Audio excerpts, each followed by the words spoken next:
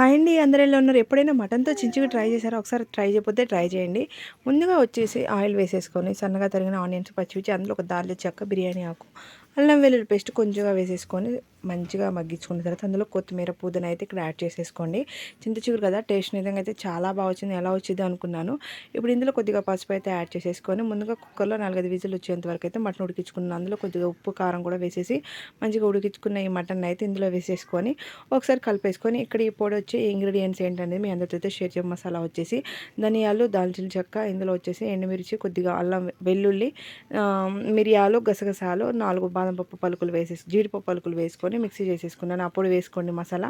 చించుగురేమో కొంచెం లైట్గా 1 spoon oil వేసి మంచిగా డ్రై లాగా మంచిగా వేయించేసుకొని పక్కన పెట్టేసుకున్నాను. చూసారు కదా ఇది ఇలా అయిపోయిన తర్వాత మనం ముందుగానే ఆల్రెడీ నేను కుక్కర్లోని మటన్కి ఉప్పు కారం పెట్టాను కాబట్టి ఇక మళ్ళీ ఎక్స్ట్రా వేయట్లేదు. ఫైనల్ చించుగురు ఇలా వేసుకు వేడి వేడి మటన్ చించుగురు రెడీ. వీడియో కనుక నచ్చితే లైక్ అండ్ షేర్.